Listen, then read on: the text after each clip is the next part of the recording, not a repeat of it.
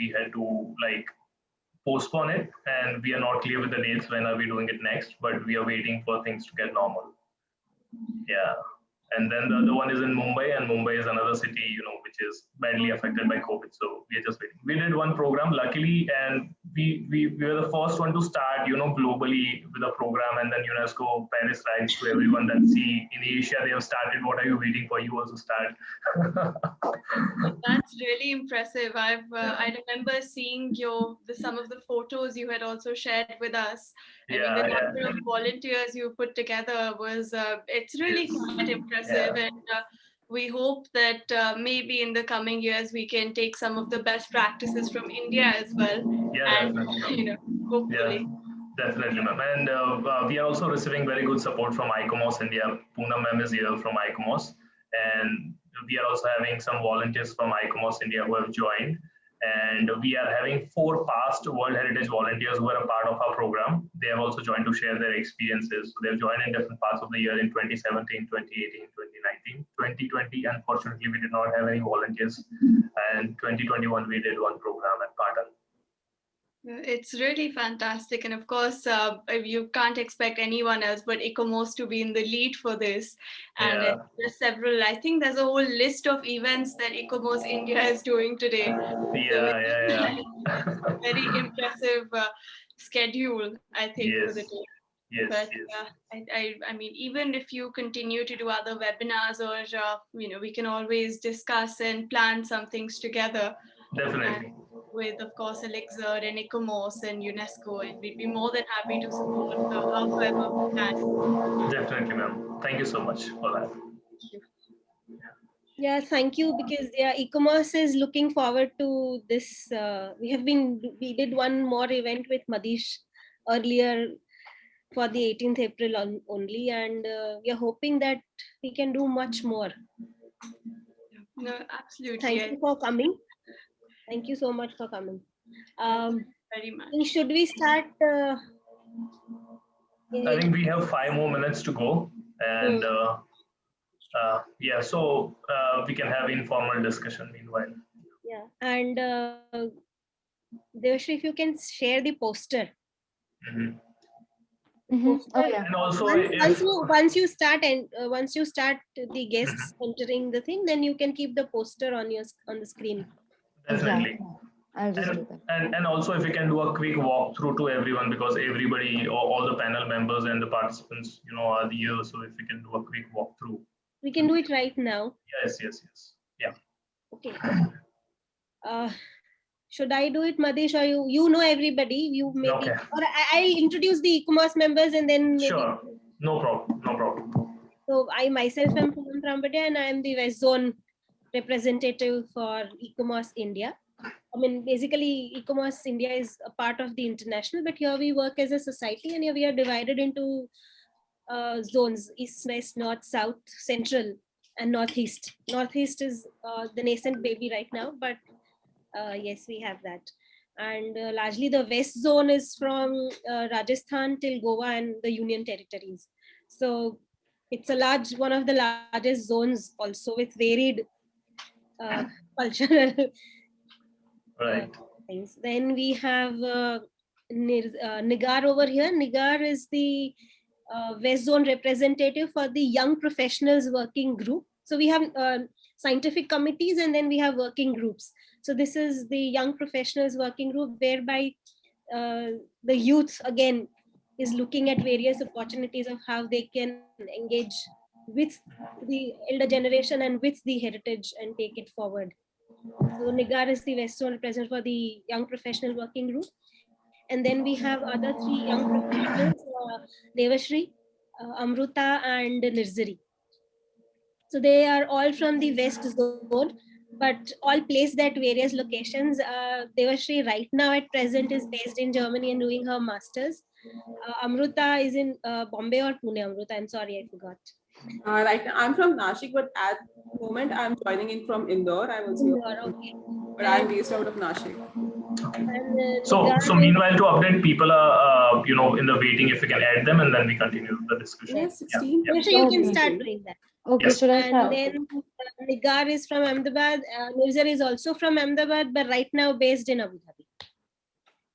So yeah, that is from our side. Madish, now if you could introduce the rest. Okay, so we have with us Roberta. She was a part of the 2018 World Heritage Volunteers Program that we did at Rani Ki Vav in Patan, in Gujarat. Then we have Malika. She was also a part of the 2018 World Heritage Program.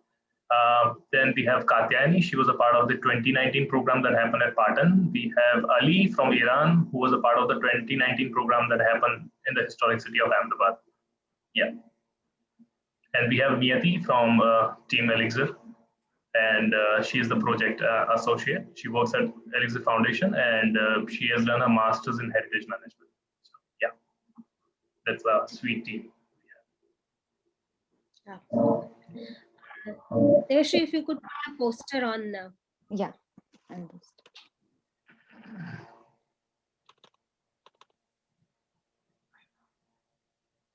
Is it being shared?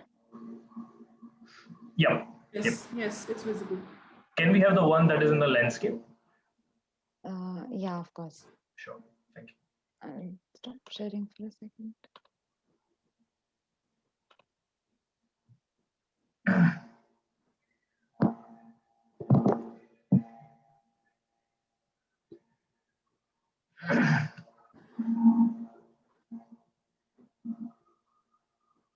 Okay, so I think we are good to go. It's 7. We are on time. Yeah.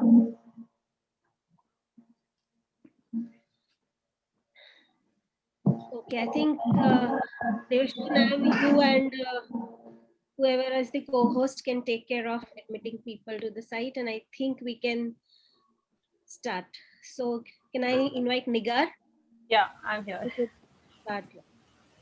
Okay. So, good evening, everyone. Welcoming you all on behalf of ICOMOS India West Zone. I'm Nigar Sheikh, EPWG West Zone representative, ICOMOS India.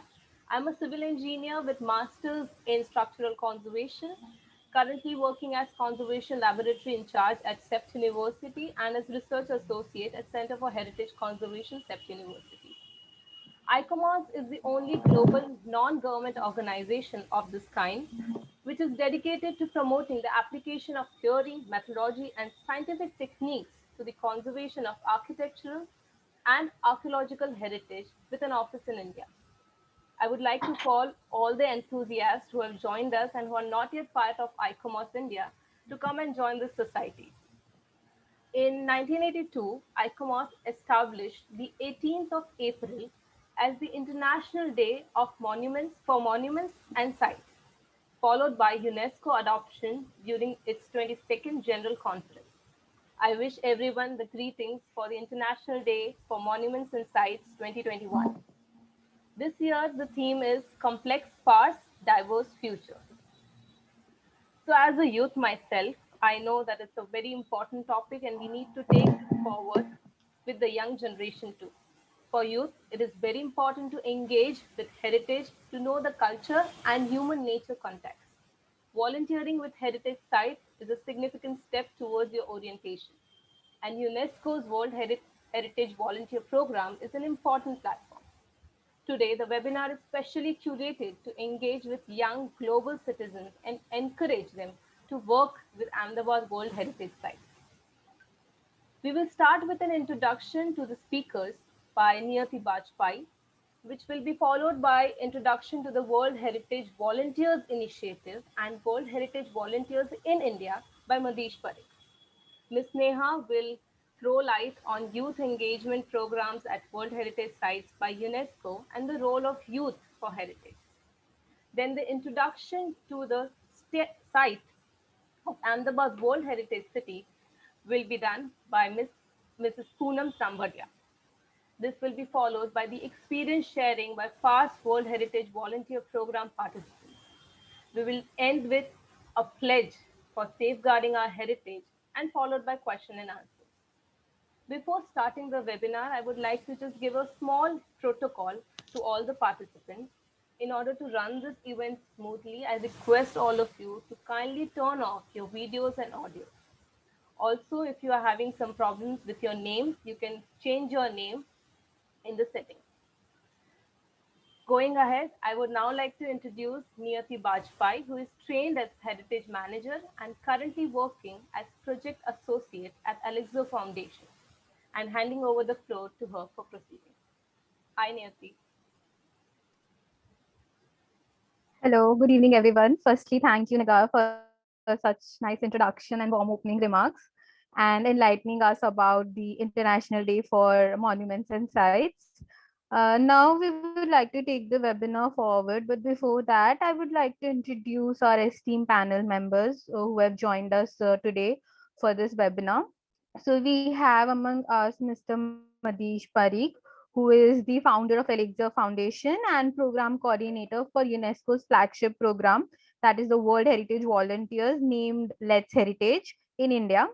And he's a National Youth Award winner by Government of India and President's Award winner. He's also a global shaper at World Economic Forum. Then the special address will be given by Ms. Neha Diwan, who is the program officer for culture at UNESCO New Delhi cluster office for Bangladesh, Bhutan, Maldives, Nepal, India, and Sri Lanka. In her responsibility, she is particularly involved in the management of programs pertaining to the 1972 Convention concerning the protection of world cultural and natural heritage. Among other initiatives pertaining to cultural policy and UNESCO Creative Cities Network, at present, Ms. Neha is coordinating, currently on two key projects. Firstly, UNESCO Madhya Pradesh Tourism Board pilot project to introduce the historic urban landscape approach in Orchha, Gwalior, Madhya Pradesh. And second is the development of a special area heritage plan for the heritage city of Jaipur, a first ever attempt to cover an entire historic area in cooperation between UNESCO and Jaipur Municipal Corporation. Ms. Nia is also a non-resident fellow at several international think tanks and contributes to the publication on South Asia regularly. Then we also have among us Ms. Poonam Tambadia, who is the West Zone representative for ICOMOS India. She is also a practicing conservation architect and an associate professor at Anant National University in Ahmedabad. And currently, she is working on various heritage precincts, temples, and stepwells for conservation, tourism, and research projects. Now, I would like to invite Mr. Madish to talk on World Heritage Volunteer Initiative and WHV in India. Over to you, Mr. Parikh. Thank you very much, Niyati. So if we can have the slide down. Yeah. So first of all, wishing you everyone a very happy International Day for Monument and Sites. So that's how we start. And we, every one of us, are very proud of our heritage, rich heritage that we inherit from the past generations. And heritage is not just about having things from the past, it is also about living something sustainable for the future generations to come. I would like to start thanking ICOMOS India for being a partner for this webinar that we plan to organize. Because of the tough time, because of the COVID-19 situation, we are not able to organize the World Heritage Volunteers in Ahmedabad. But then we plan that how do we reach out to more young people and talk about the program that is World Heritage Volunteers and the entire team. And I'm also very much thankful to Ms. Neha. She has joined from UNESCO New Delhi office, and especially on a Sunday evening. So very much thankful to you, ma'am, for that. And also to all the past World Heritage volunteers who were a part of the program in India, and to all the ICOMOS volunteers who have joined. I would like to make you walk through a presentation and where you will have an idea of what World Heritage Volunteers program is and what Elixir Foundation is doing, and with some pictures and that is more colorful.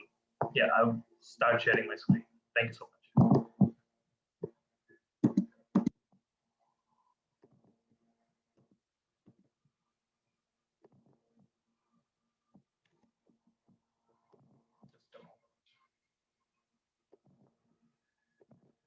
Okay, I hope my screen is visible.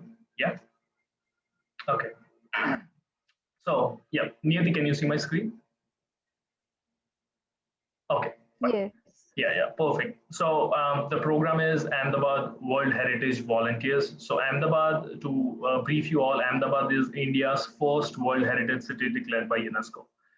And because of the living heritage and the pole culture that Ahmedabad city has, it has a very unique, outstanding value. So that makes it to be India's first World Heritage City. Talking about the World Heritage Volunteers Program, it was started by UNESCO in 2008 to encourage young people and to actively engage young people into heritage conservation, preservation, and promotion.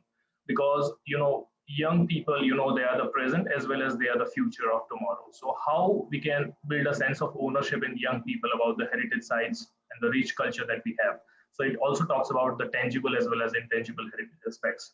So these projects are implemented in cooperation with multiple stakeholders and partners across the world globally, including local communities who work together towards the preservation of our common culture and national heritage. Talking about Elixir and World Heritage Volunteers. So Elixir is one of the 49 global organizations selected by UNESCO to work on the World Heritage Volunteers Initiative.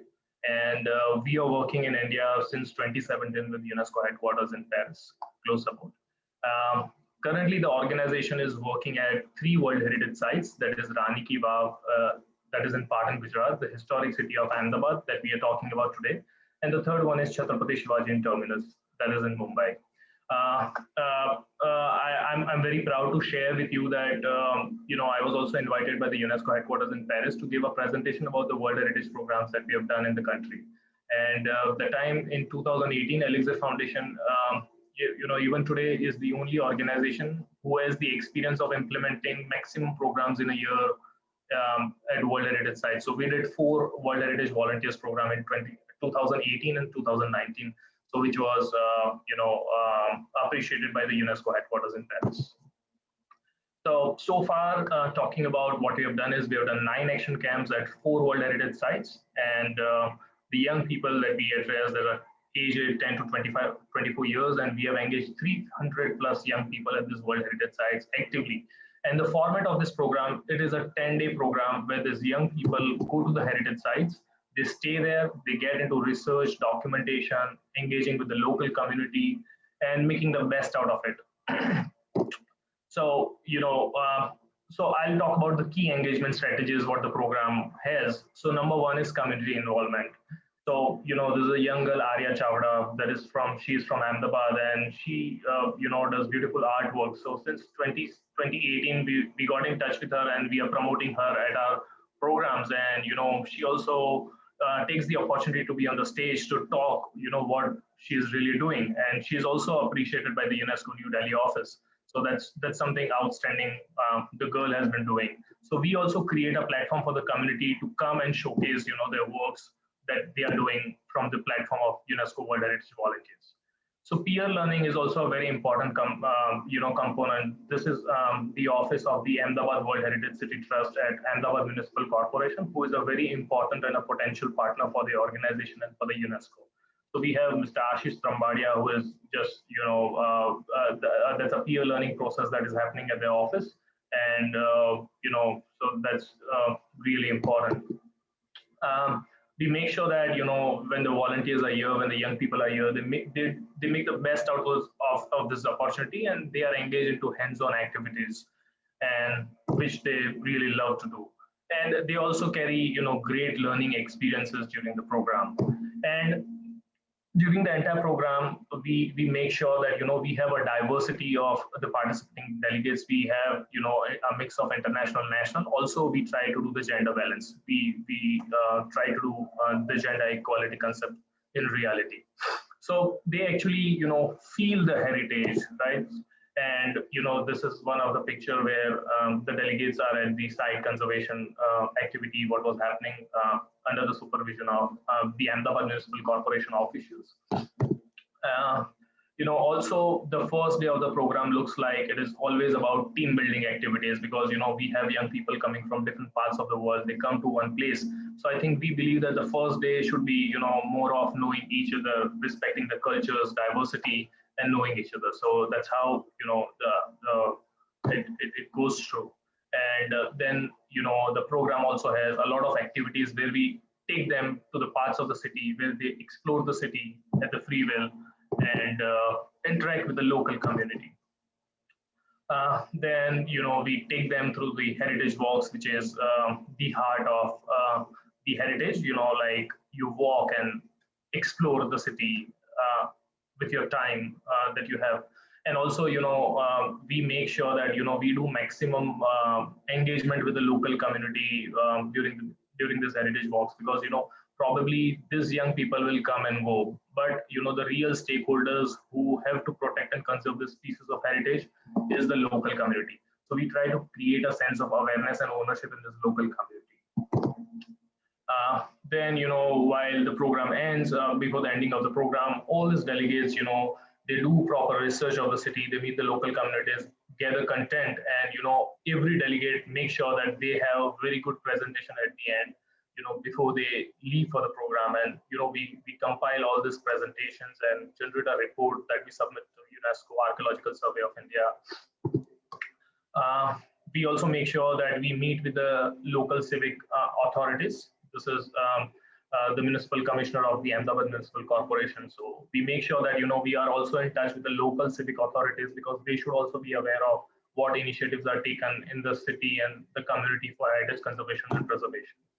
And the most important part, what people enjoy is the culture. So we have one day which is dedicated to cultural evening. So we get the best of the artist performers from the town to come to the venue, and they perform magically. So that's how the evenings are refreshed.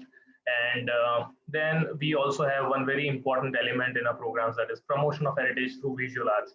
So we organize painting and photography competitions where artists from all across the state, they come to one place and they paint the heritage sites. So that's how we create ample of resources in the form of visual arts, how we can communicate to the society. And then we also have awards on based on that, and then we try to honor their artwork.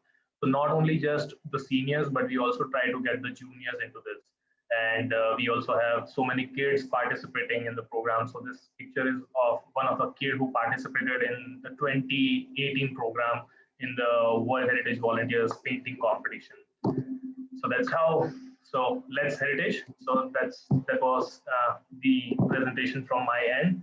So that's all we have been doing, trying to best to engage best young people, because we have to strongly believe that young people are not the future, but they are the present, right? So we have to ask them to act now. And so that's what we have been proudly doing, and we are proud to share that. Thank you so much.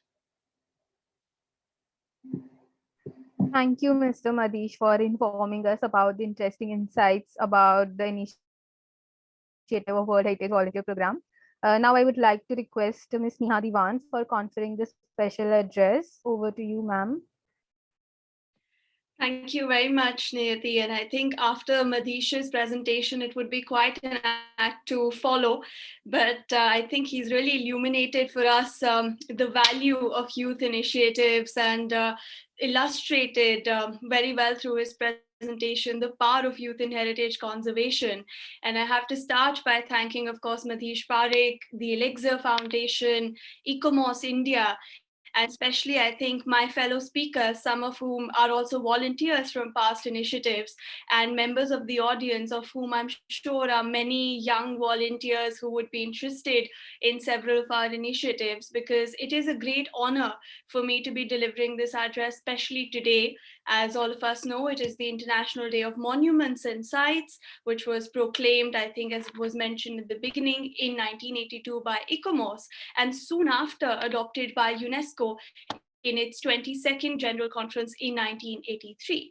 And commonly, it is also known as World Heritage Day around the world, because it is a celebration of our cultural heritage, of the diversity of our cultural expressions. And in many ways, it also celebrates the evolution of the relationships that humankind have shared with both their natural and cultural heritage.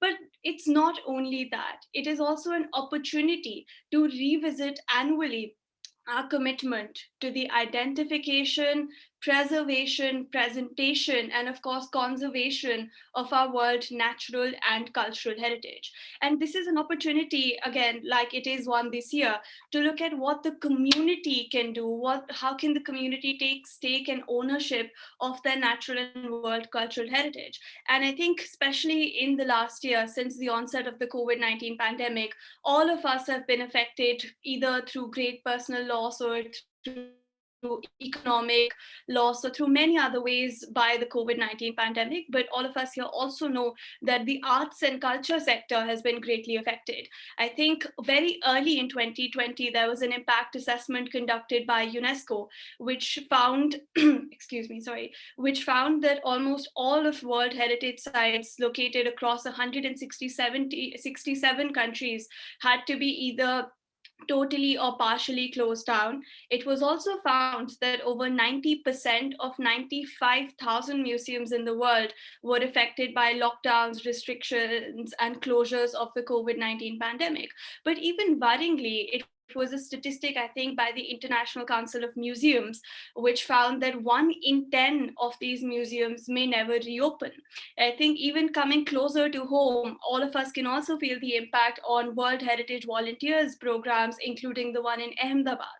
However, the lesson is not to realize that the impact on heritage is grave, but how can we as a collective overcome these impacts? And really, resilience is the fulcrum of the cultural community. And this resilience comes not only from readaptation, from innovation, but from the people themselves. And we find this resilience not only coming from people of all age groups, of all diversities around the world, but even more so from the youth who have been committed to the continuance of culture, of creativity in the harshest adversities of this pandemic. And one of those instances, of course, this webinar that we've organized today, to show that no matter what happens, culture must go on. And with that spirit, I have a very brief presentation to, I think, touch upon some of the reasons why we should continue to volunteer for conservation and presentation of our cultural heritage, and what is the mutual relationship that we as human beings share with our heritage that really can offer a transformative experience. So if you allow me, I would just briefly share my presentation now. In any case, as Madhish said, there is a certain value to visuals, I think, given the number of Zoom webinars we've all done in the past year. So just to talk a little bit about what this commitment of the youth is in particular to heritage, the starting point I want to keep is a little bit of the background of the 1972 Convention concerning the protection of the world cultural and natural heritage, or what we commonly call the World Heritage Convention. And it was the 27th article of this convention that really kept education as a key focus in the body and spirit of the convention. And interestingly, this convention is one of the most adopted instruments worldwide. So the impact, particularly by having an educational component, a curriculum component, was immense. And this slowly led to the development of the UNESCO World Heritage Education Program in 1994, which took to keep young people, future decision makers, at the forefront, particularly so that they can understand threats to their immediate environments, to their heritage, and also voice concerns in youth forums, discussions, but also bring in aspects of protection and conservation through curriculum, in pedagogical practices, in training of educators, and so on and so forth. And within this framework, we really saw a unique, a special project come up in 2008, which was the World Heritage Volunteers Initiative. And it was launched in collaboration with the Coordinating Committee for International Voluntary Service, and now also works with the European Heritage Volunteers and Better World for several projects around the world. I think a good way to talk about, particularly from a UNESCO perspective, the value of youth engagement in heritage is to look at the kind of impact that has been created in just a little more than a decade of the World Heritage Volunteers Initiative. And we've had over 5,000 volunteers involved in over 341 projects around the globe in more than 60 50 countries working on 138 plus sites. And a key part is the synergy which these projects have created, those bonds between local organizations, community stakeholders, non-governmental organizations. And if you are interested, a very detailed overview of this was can also be read in the report which was recently published by UNESCO entitled Empowering Youth for Heritage. I think a good comparison for this is to see where we started. Back in 2008, there were just 12 action camps. I think Madish mentioned that there were over almost 10 or so action camps currently that the Elixir Foundation was working on, just one foundation in one country, compared to where we started with 12 action camps across the world in 2008. And at that time, we just had over 150 volunteers, and now we've grown over 5,000 volunteers. And this growth in just, I think, over 10 years, up till I think it was projected at the end of 2017, really goes to show the impact that educational programs, even non-formal education and cooperation, can have internationally.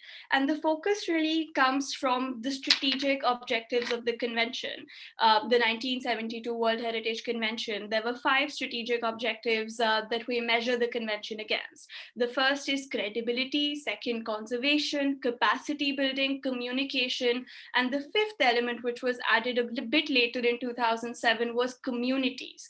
And this World Heritage youth programs essentially emerged from this idea of communities of youth and keeping young people as the key stakeholders to foster synergies between them for a shared commitment, because we realize that World Heritage is not just for enjoyment, for a sustainable enjoyment and benefits in the present, but really for preserving them as an ode to the legacy of the past, but also for the future generations to consume sustainably.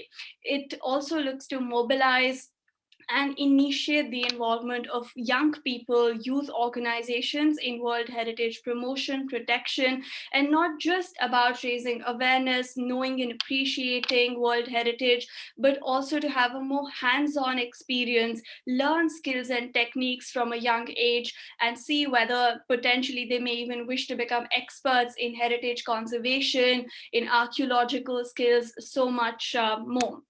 I think another key component is a mutual relationship that I had started to talk about, which is that not only are heritage sites, of course, not only do heritage sites and stakeholders benefit from the immense value that young people bring to them through their time, through their commitment, whether rain or shine, but it is also what World Heritage conservators or these sites offer to young people, which is training in learning skills, basic preservation, conservation techniques, to build their capacity also as future decision makers, as active global citizens, because most of our projects have an international component, and to also strengthen a sustainable cooperation, not just a temporary one, between non-profit organizations, site managements, communities, and even communities who are bearers of intangible cultural heritage associated with tangible sites, and also to identify best practices, one of which I will also briefly talk about in a few minutes. And there are 2 core priorities, at least I would say, that our programs target. One is to understand that there's a crucial role that young people can play in sustainable development, particularly in fostering peace, security, peace building through some of these initiatives, and also to mainstream gender equality in all stages of projects, and also to instill a sense of geographical inclusivity, geographical diversity, and linkages among the various stakeholders across the World Heritage properties. Now, of course, there are several best practices from around the world, but given the paucity of time, I thought it might be of interest to bring in one international case and perhaps even learn it in juxtaposition with, I think, the presentation on Ahmedabad, which will follow. And I particularly found of interest the case of the program, which was in the land of olives and wines, the cultural landscape of southern Jerusalem, Batid. Now, this site was inscribed on the World Heritage List in 2014 for 2 primary reasons. reasons. One, to be an outstanding example of a type of building, architectural or technological ensemble which represents a significant stage of development in human history. And secondly, to be an outstanding example where a relationship between humankind, cultural communities can be found with the landscapes that they inhabit. And this site, which is located, I think, a few kilometers out of southwestern Jerusalem, has characteristic stone terraces, some of which are either used for market garden production, while many others are used for plantations of grape vines and olive trees. And apart from it, there is also an ancient surviving irrigation system, which has really maintained its authentic value over the years. And the dry stone architecture, which is found in the region, dates more than 3,000 years.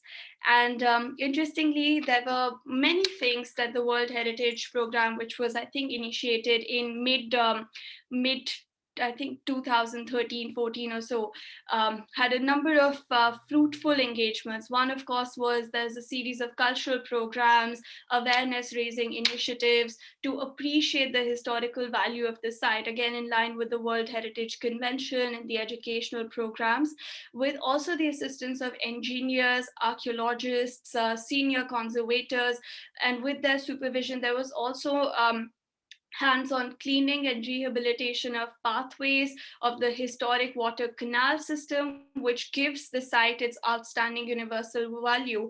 And as some of you may know, that a site continues to be on the World Heritage List as long as it can maintain its outstanding universal value. So it's really a process that continues to evolve. It does not end at the moment of inscription. It's really a journey that begins from then on. And also the volunteers engaged to understand the impact of different kinds of threats. Now we know there are threats of urbanization, of building sites and skyscrapers that may affect the authenticity of the site or the value of the site. And of interest might be that some of the sites, I think 2 sites from the list of World Heritage Sites have also been delisted because they fail to maintain their outstanding universal value, their OUV value. And apart from it, there are some also unique contextual threats, which I think young volunteers particularly can engage with, because they come with different perspectives from around the world, but they also have a willingness to engage with communities and get to the root of the structural problems of these threats. In this case, of course, there was an understanding of how can military or conflict situations affect World Heritage Sites. And the volunteers in this program also developed many cooperation skills to respect the diversity of values that certain contexts offers. They engaged with local communities. Again, in this case as well, there were several heritage walks, city tours, particularly of other old cities like Hebron. There were lectures, presentations. I think in many ways it empowers young people who engaged as volunteers in this project to build those partnerships with their peers, but also build that communication with local communities. And the local communities, seeing the kind of spirit that the World Heritage volunteers offered, also felt more and more interested in taking up the ownership and building their own unique relationships, which they already shared with their heritage, but are often lost to time or to other development problems. I think in conclusion, why this also was a very good international case to present is because it was an example of community-driven conservation, of course, led by young volunteers, who worked with NGOs, with the civil defense nexus, with village elders and community people, and also the visitors to these World Heritage Sites, to not only raise awareness about the heritage value of the site, but also threats, and really how to safeguard it for recognition of the past, the present, and also for the future. And this multi-stakeholder collaboration really gives us a sense of how many stakeholders there can be associated with any particular World Heritage Site. I think in this case, there was the Ministry of Tourism, the Ministry of Agriculture, the Village Council, the Landscape Eco Museum, so on and so forth, many of whom were identified and of course worked with through local volunteers. And this spirit of dialogue and cooperation in relation to the heritage property really enhances or facilitates the enhancement of the state of conservation of these sites. And I think, of course, that was the core success of this volunteers initiative. And I think it also, I think, fits very well with this year's theme for the International Day of Monuments and Sites, which is complex past, diverse futures.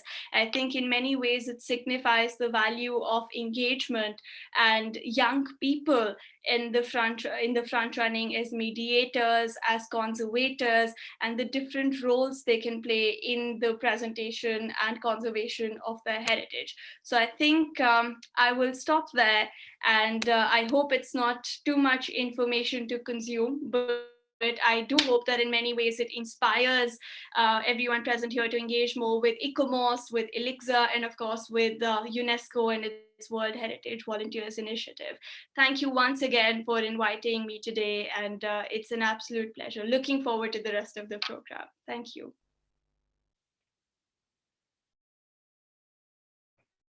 Thank you, Ms. Divan, for enlightening us on and providing, such educative and descriptive insights. It is really incredible to know, about the importance of youth involvement and engagement in heritage conservation and preservation. Now, I would like to request Ms. Poonam Trambaria to kindly introduce us to the site, which is continuously discussed throughout the webinar, that is the Ahmedabad World Heritage City. Over to you, ma'am. Thank you, Niyati.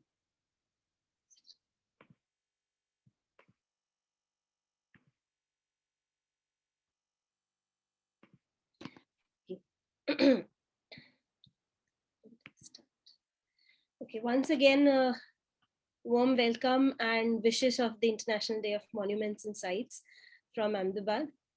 And before introducing the site, I would just take a little opportunity to say that ICOMOS India and in here in West Zone, we have been always wanting to encourage youth, the whole of ICOMOS India and everything, because what we see today is largely this disconnect between, because what we said as inheritance in India, which we say as Varso,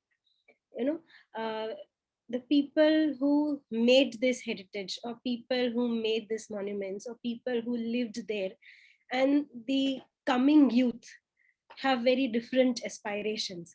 And the engagement of youth is something which is going to take this heritage forward. And so especially through this 18 April event, we have tried that we engage youth of various ages, if possible, to come and look at heritage or make people look at heritage. So we started in 2018 was the first event which we considered, where we thought of heritage in generations, whereby we were looking at how the youth can be encouraged to engage with heritage. In 2019, we took the youth to the core city of Ahmedabad and enjoyed a small skit and explained that the youth explained to the community that why they are important, why they themselves need to look at their structures, their areas, and not see that it is moving back, but it is the base, the core, the basis of the city on which the city has been brought up and developed and brought to this stage. And again, Madhish was the one who we joined hands and we brought this whole thing together over there. In 2020, when the first wave of pandemic struck, we found this beautiful young girl and saw the city of Ahmedabad through her little lens, and brought the positivity of heritage and conservation to the area. And this year, with Madish again, with Elixir Foundation and with UNESCO, we are again addressing the priority of engaging youth with heritage, because we feel that this is one of the most important things. And they need that connect to the historic areas, to the community, to the tangible and the intangible, to take this forward. So again, I'll take the opportunity of thanking Madish and UNESCO to come on this platform with us on ICOMOS to take this forward. India, any city of India, any village, any rural area, any urban area has a mass of heritage. I mean, you turn in each corner and you have one thing or the other which you could say, oh wow. Either it be tangible, it be intangible, it be a small carving, it be a small story, it be a monument. You have everything in whole of India. But Ahmedabad as a city had this opportunity to become the World Heritage City in 2017, and which opened avenues of exploration, of understanding, of learning for various professionals, students, enthusiasts from this vast repository of heritage. And Ahmedabad, not only the yellow portion you see in this map is the World Heritage, it is the nominated World Heritage City, but even the expanding urban environs has their own stories to tell, because each expansion, it was a result of a movement, or it brought another movement which took it forward. The out of the 10 criteria which are there for the a World Heritage Site in UNESCO, Ahmedabad falls under two major categories. One is the criteria of exceptional values in architecture or technology or monuments. It has a varied level of monuments ranging from from religious to cultural to secular to small mosques, temples, to a small jali becoming the actual icon of Ahmedabad. So you have this varied, and then there is an amalgamation of architecture whereby the cultures bring in different variations to bring a unique architecture, which is very typical to Gujarat or Ahmedabad. The second criteria which is there is the criteria 5, which is unique settlement planning and an environment which is impacted by major change but still holds true and brings out the understanding of its inherent quality of tradition and culture. Ahmedabad has this unique, variedly talk about this understanding of poles and oles. Poles are the residential areas and oles are the commercial areas. You have typically a gate of entry from which you enter, and then you have these various streets, smaller khadkis, smaller courtyards from which from the outside you feel that, oh, it's a small gate, and once you enter, it's a whole world which you can see inside. It's a low rise but high density settlement, and you see a dense conglomeration, but which has spaces of culture, which has spaces of interaction, which has spaces of invitation at every nook and corner. And not only for the residents, but whoever wants to come and explore and enjoy and understand, they are welcome here. It's a combination of the monumental and the artistic and the day-to-day life which runs here. The monuments are monuments, but they are a part of the day-to-day life. The person uses it, understands its importance, and yet is one with the people. And then the modern, the past, the present, the coming future comes in a gel in this place. And you see a layered history of what has happened through time. And the gods. Gods are a part of the settlement. You live with them. They are with you all the time. And then the historic and the modern standing side by side, learning from each other and going forward. The fabric, which is used to wear and which is also used as a piece of artistic design in the Matani Pachhedi, which is the famous of Ahmedabad. And then the same thing taken by a modern artist and taken into the future. And then the food, of course, the bahi khatas and the books. The bahi khatas and the books, very important, because Ahmedabad has its foundation not only on the other development, but the Mahajans or the leaders or the merchants who took and made this city what it is today. And everyone and anyone is welcome here. So I'll end this on a positive note. Thank you. And this is what the city is. There is a lot more to it, but this is what I could.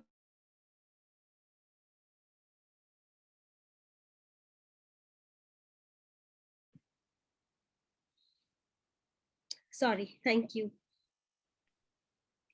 Thank you so much, Poonam ma'am, for making us acquaint with Ahmedabad, the World Heritage City of India. So as we proceed for sharing their experiences, we have with us some of the past participants of the World Heritage Volunteer Program in India. So firstly, we have Ms. Roberta Rieto from Italy. She has a master's degree in economics and environment, culture and territory. Over to you, Ms. Roberta. Okay, hello everybody. Okay, can I start? Yes, okay. Good evening, everyone. First of all, I would like to thank Mr. Madish Parikh for asking me to speak and tell you about my experience with the World Heritage Volunteers Program. I will introduce myself. My name is Roberta Rietto. I'm 26 years old and I'm Italian. I live in the north of Italy in a small village in the countryside. I am studying economics of culture at the University of Turin, and I will be graduating in a few months. Sorry. When I was in India, in Patan, I had just finished my studies in international cooperation, and I wanted to have an experience abroad that was about cultural heritage. I was beginning to understand that this was the area in which I wanted to further my studies in. I also understood that I would have liked to work in the field of heritage protection. That has in fact become my dream job, thanks to this experience. Therefore, once I graduated, I immediately planned to undertake this experience in India. I've always had a great interest in this country. I am fascinated by its culture, its people, its food, and its immense cultural heritage, which I was fortunately able to experience firsthand through this trip. I left alone, but came back with new friends and new important encounters. In fact, as soon as I met a group of volunteers and Madish, I realized that this was going to be an experience that would have changed my life for the best. I made so many lasting memories through my adventure. The first things I'd like to recall is the immense affinity and complicity that we created with the people I met in this trip. Most of the volunteers came from different parts, different states of India. One girl came from Vietnam, one from China, one from Thailand, one from Bangladesh, and one from Sri Lanka. I was the only European, and I was very happy to be there. I never felt different, never. And indeed, the most beautiful thing that happened to me was to find people with my same curious character, my same view of the world, and my same passions, but others on the other side of the world. And each of us had a different cultural background, and these differences made us even more united because we were all curious and keen to get to know each other better. I made some real friends, which I still feel very close to my heart. I discover a new thing about our different cultures every day, and it was very enriching for my personal growth. India, for me, it's a very wonderful country. The people taught me so much. I learned to dance in the rain and value the gifts of the nature. I learned to love Indian food and use one hand to break the chapati and take a bite. I got to know different culture of a few Indian states through the different volunteer story about their lives. I watched my Indian friends go with craftsmen, and I was very fascinated by it because it's something I was not familiar with.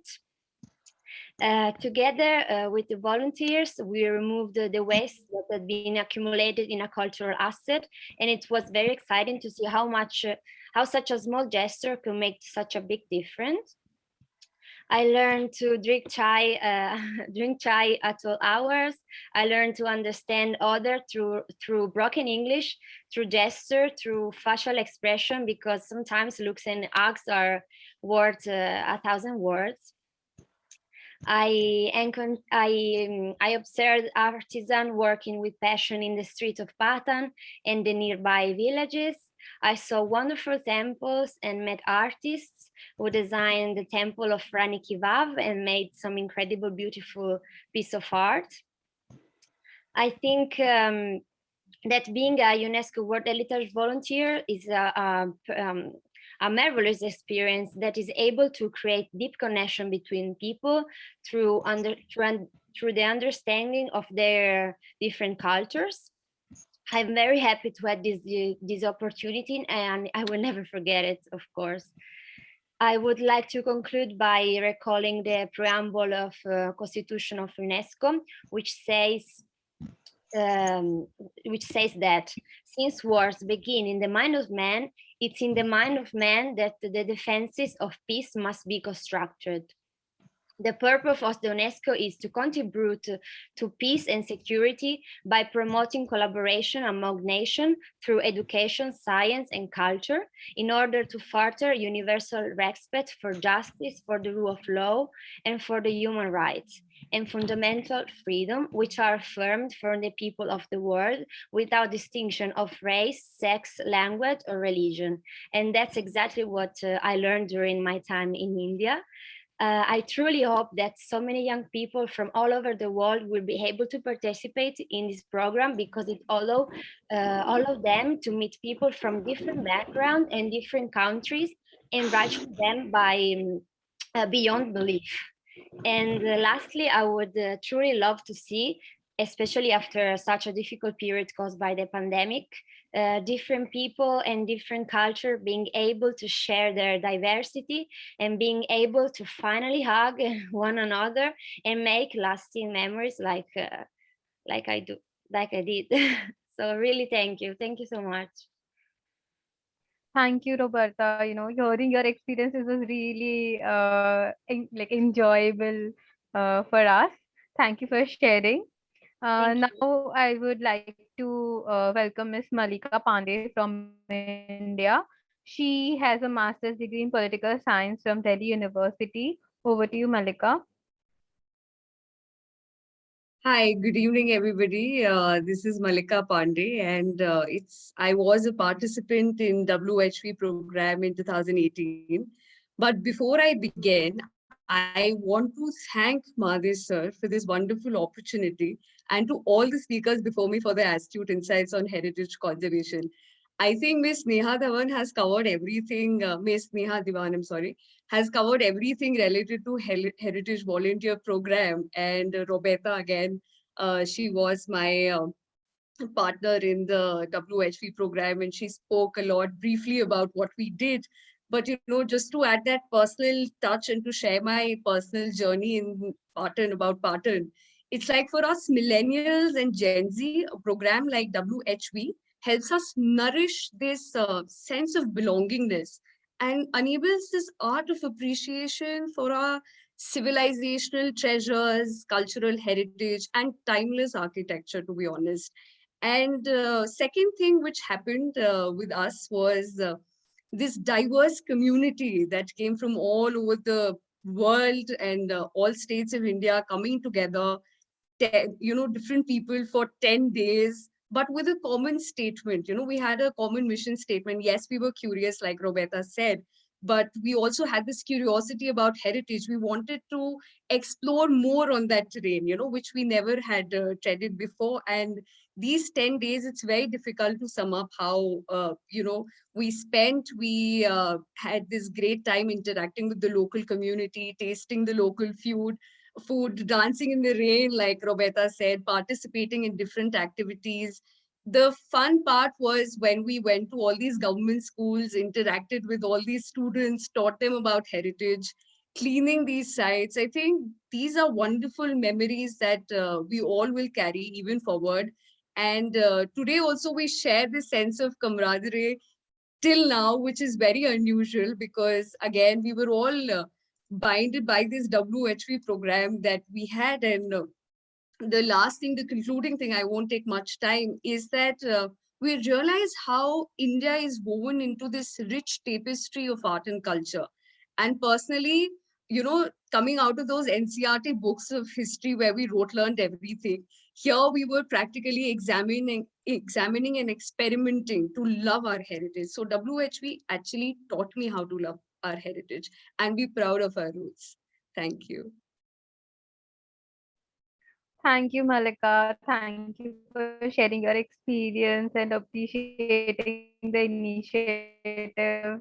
Now, I would like to welcome Mr. Ali Reza Khani, who is from Iran, and he has a master's degree in international law.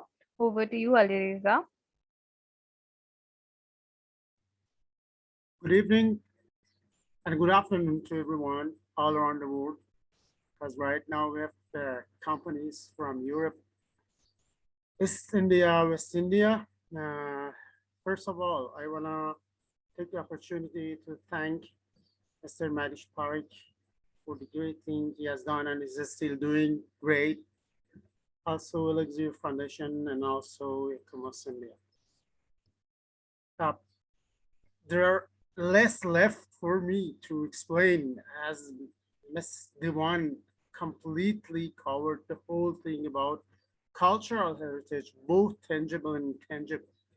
If I want to explain the relation of tangible and intangible cultural heritage, I can say the relation is like the body and the soul, the body and the spirit. The cultural heritage is grassrooted in intangible cultural heritage. And what I witnessed during my staying 10 days staying in Ahmedabad in India, I also presented something very short at the end of my program with WHV. I mentioned it as living heritage. Ahmedabad, it was really, to me, great experience visiting Ahmedabad. We did many different things. We met different people from different culture, and we actually experienced this cultural diversity. It was about peace. It was about conserving, safeguarding, protecting, preserving monuments as something close to current generation, past and future generations.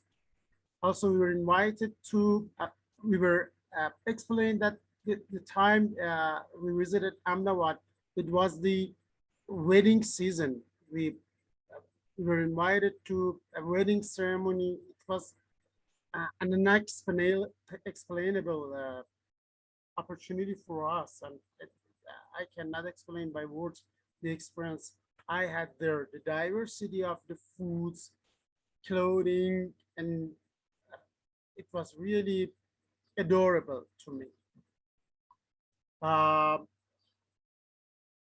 Again, I want to mention that safeguarding the cultural heritage is part of safeguarding the tangible cultural heritage, is part of safeguarding the cultural heritage. But without safeguarding intangible cultural heritage, nothing will left for so long for next generations. Intangible cultural heritage and cultural heritage, they are not separable. They have to be safeguarded altogether. My area of interest is sustainable development, gender equality, and intangible cultural heritage. And then my studies are focused on these three measures. And during my stay in Ahmedabad and India in general, I witnessed that India, Ahmedabad are really prone and very, very interesting places for conducting academic case studies to be introduced to the rest of the world. Thanks for your attention. And wish to see back again once all my friends in Ahmedabad, India. Thank you, Alireza. Thank you for sharing your experience. It's really exciting to know that your pronunciation of Ahmedabad is so precise and similar to that of the local communities here, which showcase, the connect you would have had with the communities in that time. Thank you so much. Now I would like to invite Miss Katyayani Pant, who is from India. She has a master's degree in travel and tourism management, and her second master's is in conservation and preservation of heritage management. Currently, she is a customer success associate at Goodera. Over to you, Katyayani. So hello, good evening and good afternoon to everyone here. So I'm so glad that we could come onto a platform on a very important day which celebrates heritage. So as we were describing about the World Heritage Volunteership that Mr. Madhish Parik runs, I would really like to thank him firstly, like giving us this opportunity and a platform where like the youth from different background come together with the same motive of conserving and promoting the heritage that we have nowadays. So talking about heritage, like obviously the program focuses about you could say the monument, but this program doesn't just revolve around that. But we have seen like on the first day there was some cultural night where we were introduced about the different kind of dances that Gujarat have.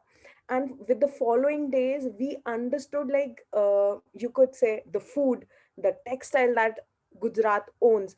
And describing about the textile, we went there, we met the owners out there, we understood how dedicated they are towards their field.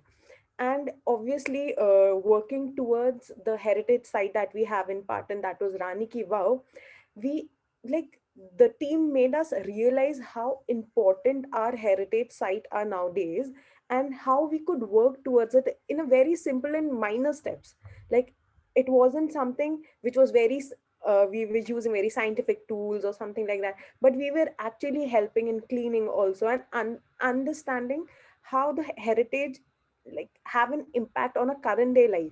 Like most of the people nowadays aren't aware that the Rani Ki Vav is in our currency note. But the first moment, like now we have noticed, like, or we say that we've been through that, the first instinct that we say, like, okay, do you have this currency note? If you haven't noticed this, go through, like, understand it. And that is the moment when we click, like, okay, this is the site that we are talking about. And we actually, by these little steps that we talk about in our friend circle, this is how we enhance it, this is how we promote it. Like these are, I won't say that these are very major steps that we are working, but these make like major impact on their lives also. Like, okay, so the other person could also understand like how it is going.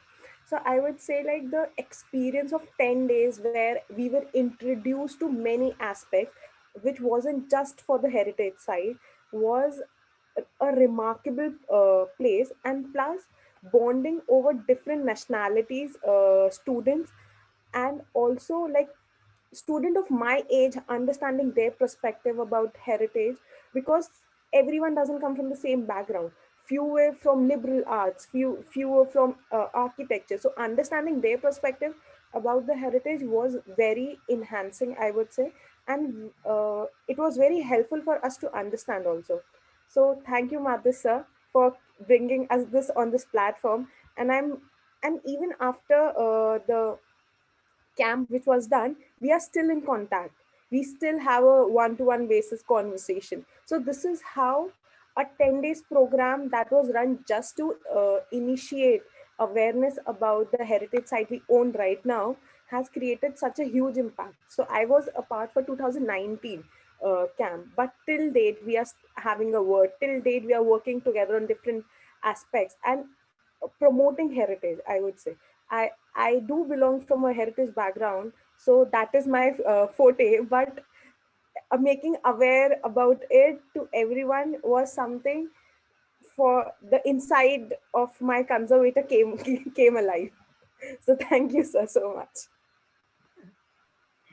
Thank you so much, Katyayani, for sharing such amazing experience and supporting the program. Now we will proceed with the pledge for heritage, which will be facilitated by ICOMOS volunteers. Devashri Vyas, who is an architect and is currently doing her master's in World Heritage Studies from BTU Cottbus Sensenberg at Germany. Her work includes conservation of built heritage and advocacy for heritage projects and policies in Mumbai, India. Then we have Amrita Uplekar, who is also a conservation architect and an SAHC graduate from University of Minho, Portugal, and an ICOMOS emerging professional. Her works include conservation and structural consolidation of built heritage, adaptive reuse, etc. in India.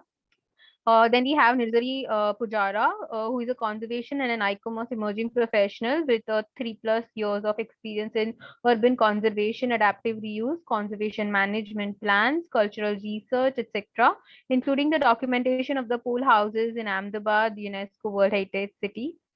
Over to you, Devashri. Thank you so much, Niyati, for coordinating, and a big thanks to all the panelists and presenters for showing such wonderful examples of your work. I think the way times are, it's just nice to see all that was happening and hoping to get back there. Now, I'll request everyone to, if possible, please keep your videos open so we can see you, but your audios turned down while we recite the speech, and I will be sharing that an image of the pledge as well, so you can see it in front of you. 1 second.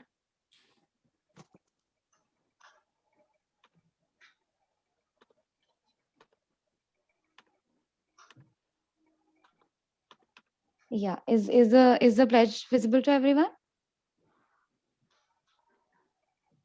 Yeah. Okay. Yes. Okay, I'll go ahead now. And I'll be reciting it first, and both Nirzari and Amrita will also be helping me with it. So let's go ahead.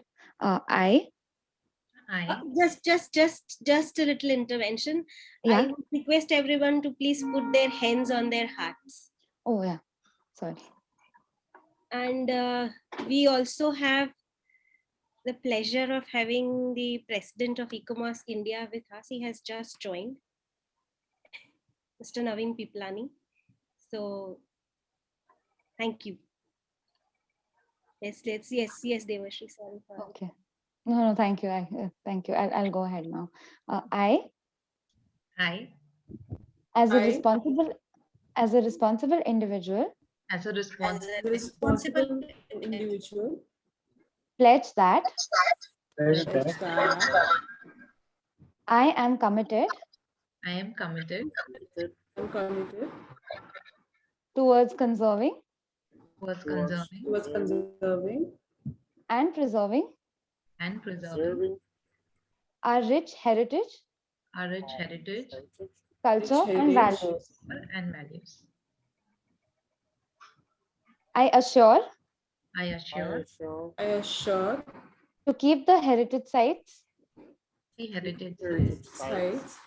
Clean. Intact. And protected. And to motivate others to do the same. Okay, I'll stop sharing. Thank you so much for saying the pledge with us. And I think I'm really glad we had the chance to do that. It feels good to at least celebrate this day together. And I think we can now proceed to the questions and answers. I encourage everyone to share their questions in the chat. I think we did receive one question from Mr. Akhilesh Parmar, who mentioned that, who wanted to talk about the different gates of Ahmedabad. He said that Ahmedabad has many gates, but no one shows much care for it. He's also mentioned an example where he once saw people tie a wire for dry clothes and where animals live. So he's questioning whether this is the value of this is how we value heritage sites, and what are the interventions that have come from people and the government. Madish, would you like to take this, or should I answer? Can you take it up? Huh? Yeah. Thank you, Akhilesh. Yes, sometimes when we go to these sites, these are sad scenarios that do come across us. But that is why this program, that is why this understanding, because what happens is that people have been living so long and they do not look at this as heritage. For them, it's a day-to-day activity where, when we are living in our homes and we put a nail in the wall to do something, and they have this disconnect. And that is why such programs, that is why youth, that is why kids who can bring back this understanding that, look, please look at it from the fresh eyes, this is important.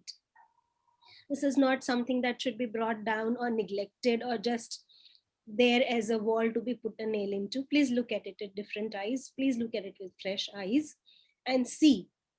And that is why people from all around the world who are looking at it as a third person and then bringing their heritage back to them.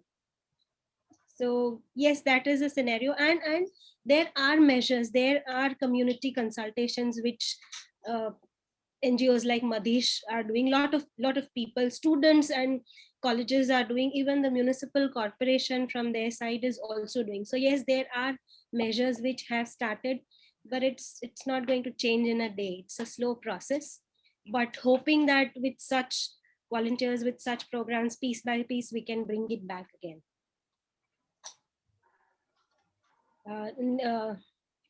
Neha, would you like to come in and say something for this? Sure. I think just from a UNESCO perspective, I think I would just add to what you already said, Poonam, that historical sites, once they're inscribed, and it's something I touched upon in my address as well, they're not stuck in that moment of inscription. Of course, they live with the communities surrounding them, inhabiting them, and those relationships are also evolving over time. There are many challenges of urbanization, development, and we can't just freeze the heritage site as it is and forget about the communities that have built historical relationships with them.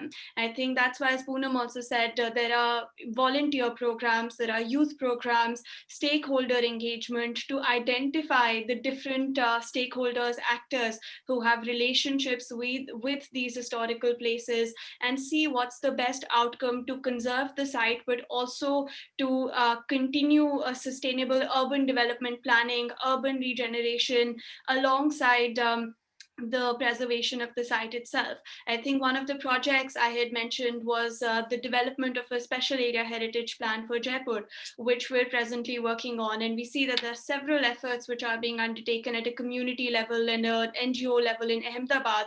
Are some of the projects that try to preserve the outstanding universal value of heritage sites, which is of course a priority, while also seeing how these relationships that different communities have, the concerns that people have, can be maintained. Because if we just put a cap on any construction, any development, or remove all communities from them, there would be a great loss to the heritage site itself, to its authenticity, and a lot more. So it's really about coming together and seeing what's the best development and conservation approach. And of course, ICOMOS is doing great mapping work, great surveying work, great documentation. And as Poonam also said, foundations like Elixir are doing a lot more to engage communities to really take the best outcome forward. So I think I'll just add that. Thank you.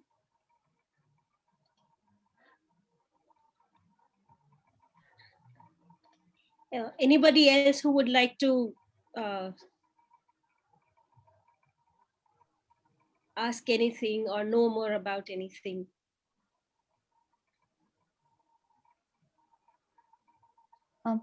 I'm not sure if I can ask a question since I'm also moderating, but I did have one in mind. So can I go ahead while maybe other people think? Yes, Devash.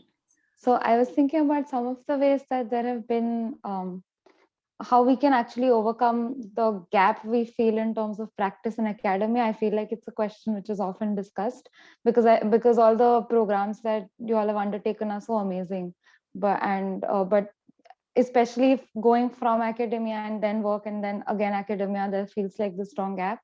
So I was just wondering if that's something that how can we address gaps, especially in more primary, secondary educational systems, so that heritage is, an earlier part of your psyche instead of a professional discourse.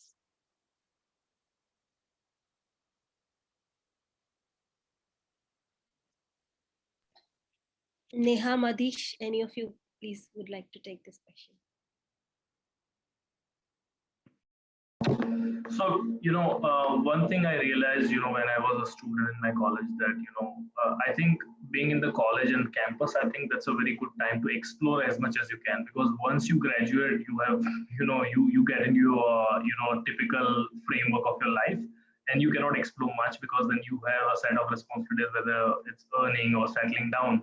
So I think being a student is a very good time, and I made the best of opportunities when I was a student. I used to convince my principals, my parents, my head of departments that I want to explore this opportunity. Please give me a chance.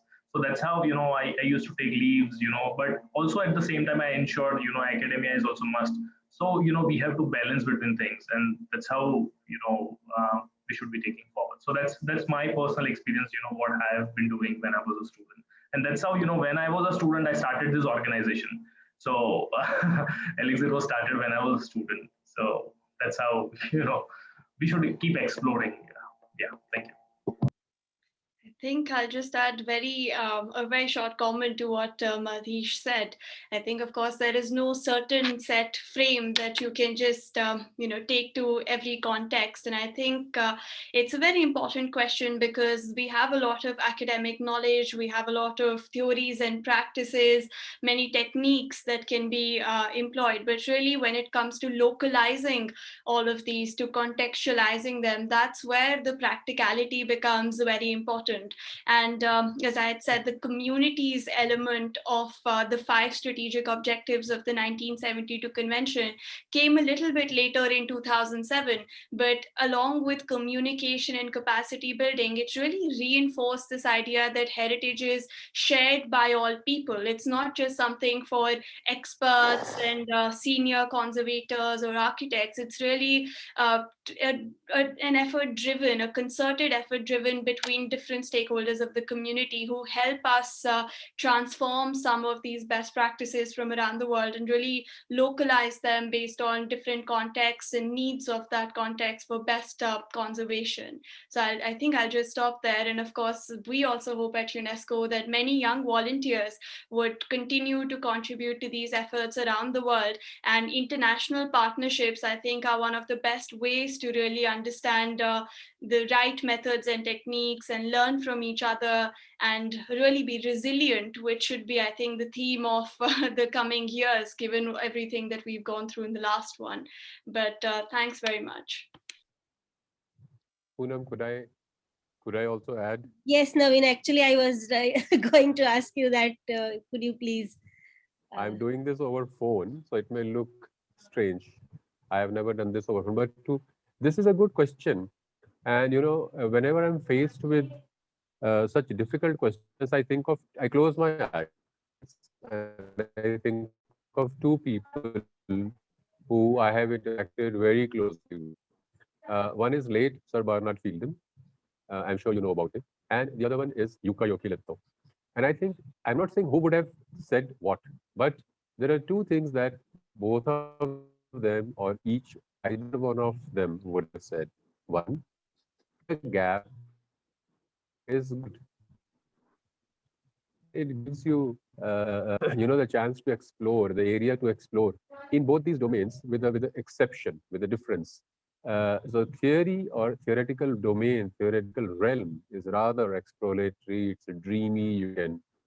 You can question ASI's 100 meters, 200 meters laws. You can satisfy your intellectual quests. And profession is where you are kind of penned down. You can't do this, you can't do that. There are clients, there are contractors, there are timelines, there are deadlines. There's so much. There are salaries to be paid, etc., etc. So the gap is good. The other perspective could be there is no gap, right? Because if you are in profession like Poonam, and if you are teaching, then you are bridging that gap. You are being a professional and you are being in academics.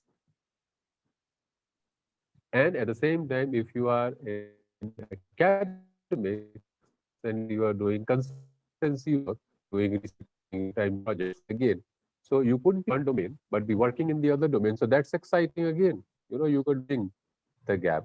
So the gap is there, but you are bridging it. And the other would have said that the gap is good. I don't want to bridge. I want to switch between the two roles. I want to switch between the two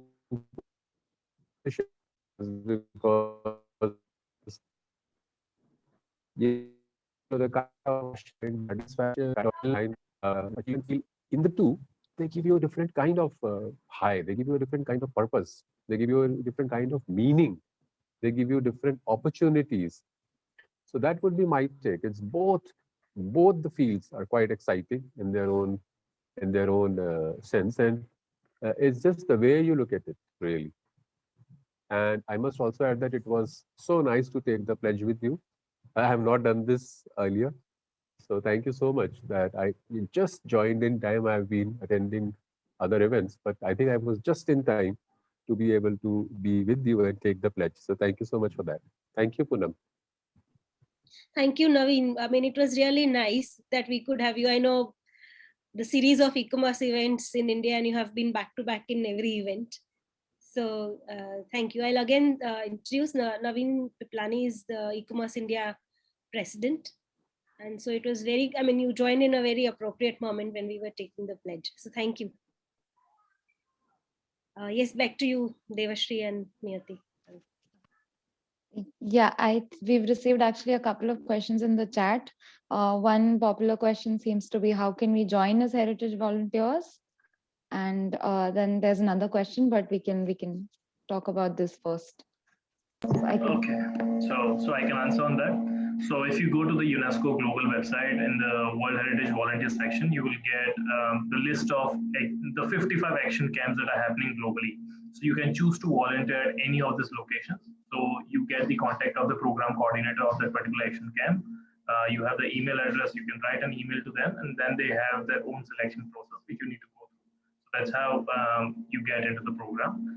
Particularly talking about Elixir, we are doing 3 action camps, out of which one is done, 2 are yet to come. One is in Ahmedabad and the other one is Mumbai. So you can get in touch with us. Yeah, thank you. Okay, thank you so much. And we also have another question from Simona.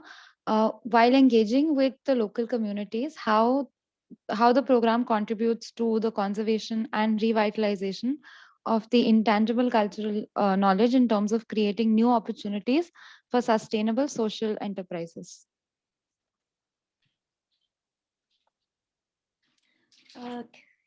Can I request this question to be answered by one of the World Heritage Volunteer alumnus, because they have experienced this as a part of their involvement? Anybody, Katya, Ali, anybody? May I answer this question? Yes. While my stay in Ahmedabad, we had a program once. It took almost 2 days that we started to killing monument. And I recall that for everyone, local community, I mean, was surprised that some foreigners, some strangers from other part of the world, what are they doing right now with this? Maybe that was something that they were daily witnessing, that, okay, this monument is being covered with dust, dirt, and things like that. Okay, this care city by the local communities may lead to investigation, and then with proper education, you may educate them that these normal things, they're of some value, some very unique value. And with explaining the value of all these heritage expressions, doesn't matter tangible or intangible, just they may value that what they have as heritage. That's how you may interact with local communities to teach them, to train them, to make awareness about the value of heritage, I guess. And the second part of the question, okay, about the sustainables. Okay, that's too long for me to answer, but I can say when it comes to sustainable development and also in safeguarding tangible and intangible heritage, it's all about the interaction of human being with the nature and surrounding and peripherals.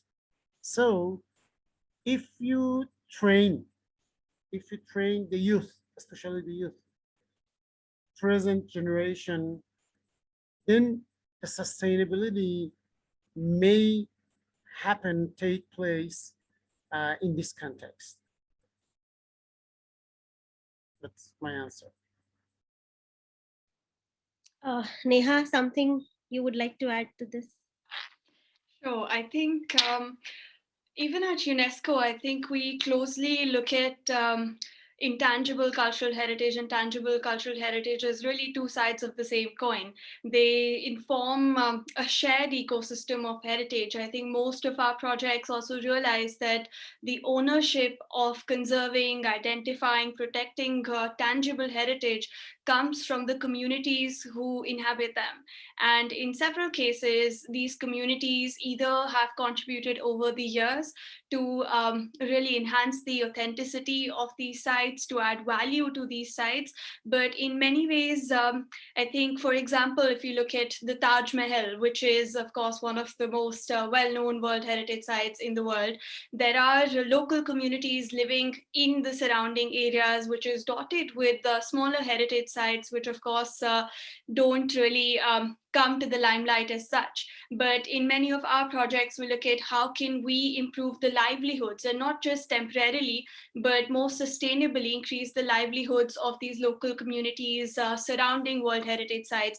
There are, in many cases, for example, glazed art, glazed tile work artisans and masters who really are bearers of these traditional arts and crafts, who live in surrounding areas to these heritage. And we look at whether this art is now dying, how can we conserve them, can we engage in workshops to conserve these art forms, so on and so forth. I think one project of interest was a lot of the conservation work done near the Humayun Tomb complex in India by the Aga Khan Trust for Culture, where a lot of the glazed art tile work was done in close cooperation with local communities, with traditional artisans. I think a lot of them had come from Uzbekistan, because it was realized that in South Asia and India in particular, this art form, which was done by the communities which were once there locally, was now dying. So it's not just about the physical form of the heritage site, it's also about who are the best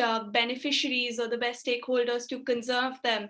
And that really goes hand in hand. And I think one of the key aspects is sustainable tourism, because over tourism, over exploitative tourism can not only threaten the communities, which in many ways help preserve and keep alive the value of the heritage, but at the end of the day can threaten the value of the heritage itself, because visitors come and go, but really it's the communities that stay there.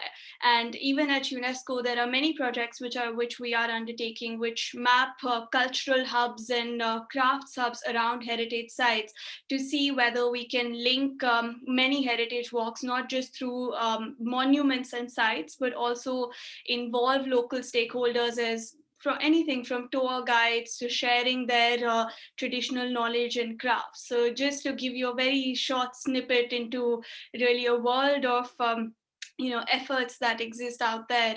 And yeah, I think just to also very briefly mention, in 2011 UNESCO had also initiated a recommendation concerning the historic urban landscape, as we call it. And this approach was almost newfound, to look at a heritage property not just in isolation, but look at the entire landscape surrounding it, informed by different stakeholders, different communities, traditions, practices, so on and so forth. So we keep innovating, we keep learning, and most importantly, we keep hearing from voices of the youth. We keep addressing questions like this one and see how we can best help sustainably preserve sites and also the community surrounding them. But thank you, Poonam, for letting me come in on that one. I think Ali Reza did a great job of sharing that experience with us, but I thought I could add just a little bit with the modalities. Thank you very much. And thank you so much for all the answers and for all the questions, and to everyone for discussing. Now I think I'll ask Nigar to. Yeah. So as a emerging professional West Zone representative, I'm glad that we were part of this event today. And I'm sure all other fellow EPs of my group are looking forward to participate when situation permits. And we look forward to be part of volunteering and bring more emerging professionals into this work of volunteering. Thank you so much for giving us this platform today to share with you. Thank you, Nigar. And Poonam ma'am, can I request you to give the vote of thanks now? And towards the end, just to everyone, can you please keep your cameras on for just a bit so we can take some screenshots? I think while I give the vote of thanks, if everybody could have their cameras on, so we can have, because we'll need multiple photographs with so many screens. Okay, so once again, thank you and warm wishes for the International Day for Monuments and Sites. And thank you everybody, Ms. Neha Devan, Madish for Madish for bringing this whole thing together, because we have been talking and how to do and what to do, because we had wanted to take things on site, but doing this online. So that way is also, and Ms. Neha Devan for taking the time and coming today on a Sunday evening and engaging with us till the end. Thank you to all the alumnus volunteers who shared their experience and inspired, and hope they inspire more to come and join on this. I would not call it a crusade, but whatever we want to call it, for conserving and preserving our heritage. Thank you, the volunteers from the EPWG who behind the scenes tackled all the small nitty-gritties and have been there with me since the 2 days, because with this pandemic, everybody is going through difficult times, and we had to put everything together. And thank you, Naveen. You joined us at a very, very right moment. So thank you so much. And thank you all the participants who also took their time to understand, to be with us. And we hope that you also inspire from this and join this or any other voluntary program or anything which could help us take heritage forward and bring more in. And again, with Madish and Neha, we would, as individuals or as ICMOS India, or as whatever capacity, if you could bring us and showcase us and whatever programs we can engage with UNESCO for heritage, we are there for it. So thank you all, and have a very nice evening. Thank you. Thank you so much, Poonam ma'am, for the wonderful cooperation, ICMOS India, and Ms. Neha for especially coming Sunday evening. Thank you once again. Thank you so much to all the participants and guests for joining. Thank you very much, everyone. Thank you. Take care.